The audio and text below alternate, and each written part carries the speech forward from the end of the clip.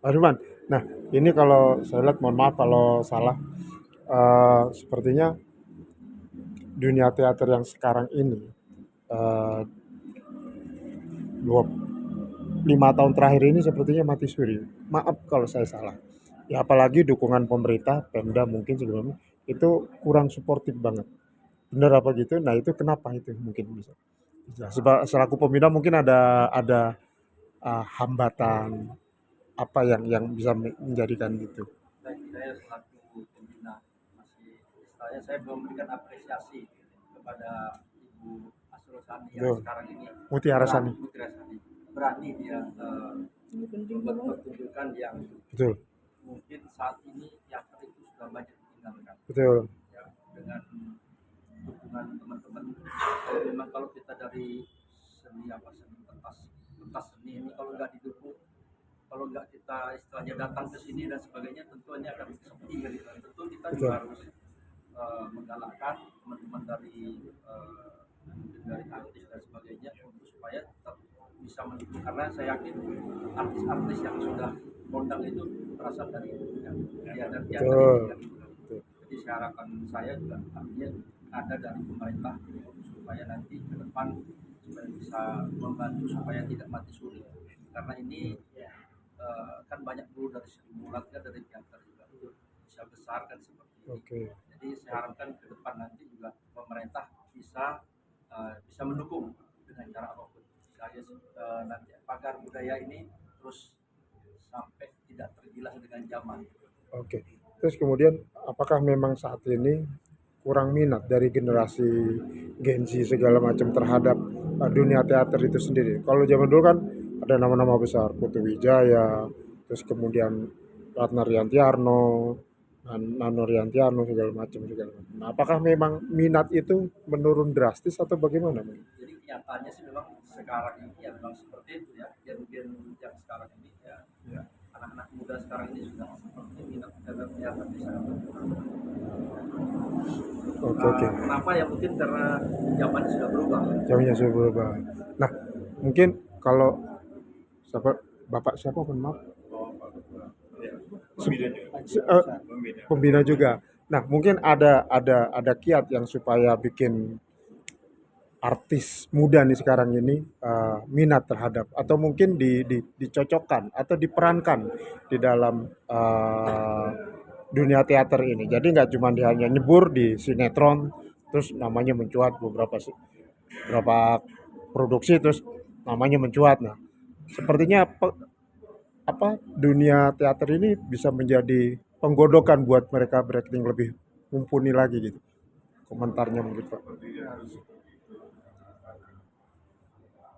Kalau kita berharap Gen Z ini generasi muda ini berpikir akan teater itu sebagai pahlawan untuk yang sudah menjadi bintang negara. Betul. Jangankan teater ya, atau artis-artis semua yang sudah hebat-hebat sekarang, negara aja kalau lupa akan jasa pahlawan itu akan malapetaka. Betul.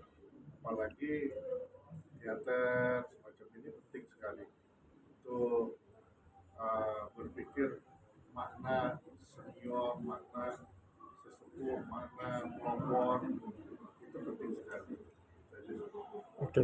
Kemudian ada nggak kira-kira yang sekarang ini dengan aktor atau aktris yang sekarang ini sering tampil di TV mempunyai jiwa atau karakter yang mendekati ke teater, dunia teater ya. Kalau dulu kan kita ada Teguh Karya yang TOP banget ya segala macam. Nah setelah itu mungkin setelah beliau meninggal mungkin ada beberapa Ayu Asari, anak didiknya, kemudian semuanya menjadi. Nah ini nih nggak ada nih. Apakah masih terus mencari atau memang begitu aja hilang, nggak ada lagi insan yang tertarik gitu? sekarang masih ada seperti masih ada Om Selamat Raharjo, Ya, Tani Al Karim, oh iya betul. tapi dia berarti kemarin saya juga habis nonton masalah Zalianti. Ya, ya. Jadi begini, implementasi dalam suatu bentuk karakter di dalam teater akhirnya membentuk suatu embrio pemain yang berkualitas. Betul. Karena bagaimanapun juga kita pemain nih, kalau saya pemain sinetron, saya pemain film. Ketika main teater beda. Betul. Nggak gampang. Hafal harus kuat, yang tadi saya bilang. Terus angle-nya harus kuat, harus tahu tanpa ada. Retake segala macam itu. Mesin dia. Saya pernah mengalami beberapa kali main teater itu nggak gampang. Nah, makanya orang terdidik itu harus dibangun dari teater dulu. Ini nggak terbalik. Orang baru punya tapak, punya pemain sinetron, main film. Nah itu dia. Ya kan, istilahnya gitu kan. Jadi kita ini banyak dibangun secara instan. Nah, bagaimana kita mendevelop teater ini bisa dibangun? Kan sekarang teater kalau di sekolah sudah ada di kampus, di mana. Nah, itu sebenarnya untuk jadi pemain. Karena saya jujur saja, saya sebagai produser aja film, saya pernah pas menanya pemain itu, kamu pernah main teater nggak? Oh, belum. Nah, artinya saya castingnya beda. Tapi kalau sudah bisa main karakter, sudah, oh ya, sudah enak kita dapatnya. Kita treatmentnya beda gitu. Treatment untuk pembuat film kan gitu. Kalau kami tuh, saya buat film, misalnya film pendek. Pemain-pemain saya udah tahu ya, di Papido kan, saya bilang sekolah di Papido. Oke. Saya udah tahu, tapi ada pemain yang baru, yang cuma hanya nongol, tok, dong. Saya udah lihat nih, dia hanya model. Kita bisa lihat loh, dari tadi pemain, karakter teater tadi, siapa yang sudah biasa, sama yang udah biasa, atau backgroundnya seperti apa. Nah, disinilah kalau menunjukkan kita membangun bagaimana karakter-karakter khususnya ya, Genji dan bagaimana bisa ngomong, dan kita berharap pemerintah tahu Itu dia, Pak. kan bagaimanapun gedung-gedung ini punya sejarah yang tadi katanya bahwa ini kan nggak udah kalau tadi kata Pak Haji Rosak bagaimanapun kita jangan lupa dengan sejarah. Gedung ini gedung apa sebenarnya? Pementasan dari zaman Belanda. Iya. Dan kalau misalnya kita nggak bisa juga mengangkat karya-karyanya gimana? Iya. Gitu ya. Jadi bisa dibilang contoh lah kayak negara tetangga lah kayak Malaysia, Singapura. Yang Singapura lah gedung-gedung seniannya digalakan ya Bang ya. Betul. Gedung opera kalau Betul, saya opera. kita cerita di Prancis, di Paris itu ada namanya gedung operanya luar biasa.